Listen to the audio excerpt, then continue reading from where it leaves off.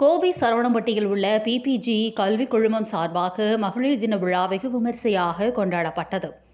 உலகம் முழுவதும் மார்ச் 8ஆம் தேதி மகளிர் தினம் கொண்டாடப்படுவது வழக்கம்.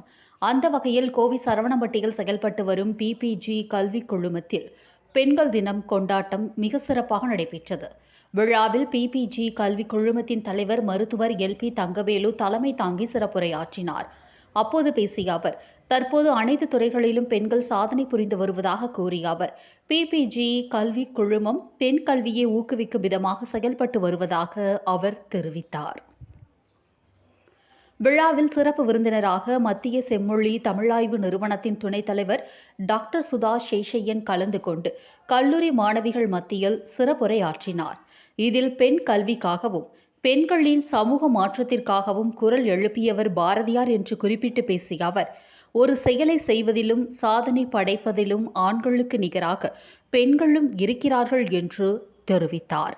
நிகழ்ச்சியின் ஒரு பகுதியாக கல்லூரி மாணவிகள் ஒருங்கிணைத்த கலை நிகழ்ச்சிகள் நடைபெற்றன.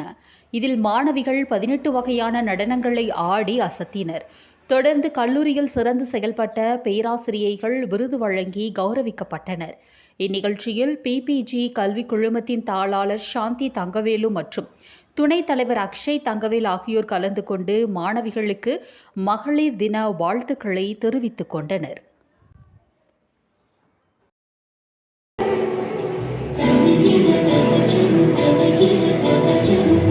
For all of us here, we welcome you here today. We from the PPG family extend our warmest welcomes. Welcome you. நீங்கள்லாம் வந்து பார்ட்டிசிபேட் பண்ணணும் இல்லையா? பலமாக கைதட்டு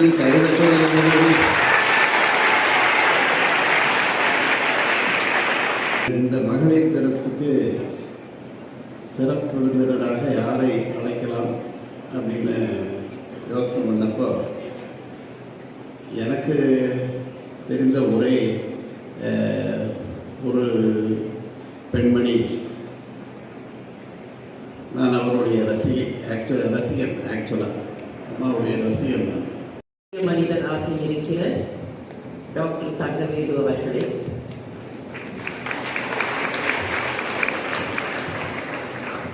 சிறிய சிறிய முடிவுகளை எடுத்து அவரை பெரிய மனிதராக்கி இருக்கிற திருமதி சாந்தி தங்கவேலு அவர்களே, அக்ஷய் தங்கவேலு அவர்களே, பெண்கள் கூட்டம் தான் என்னுடைய அருமை இளைய சகோதரிகளே, அனைவருக்கும் என்னுடைய அன்பான வணக்கம்.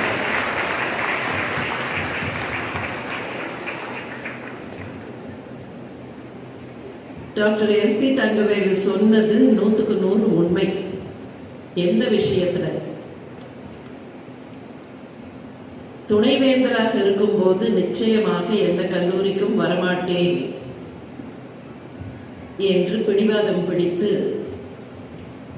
ஒரு முறை டாக்டர் எல்பி தங்கவேலு அவர்கிட்டேருந்து அப்ப தப்பிக்கணுங்கிறதுக்காக துணைவேந்தர் பணி முடித்த பின்னால் வருகிறேன்னு சொல்லிட்டு அதை நான் மறந்துட்டேன்.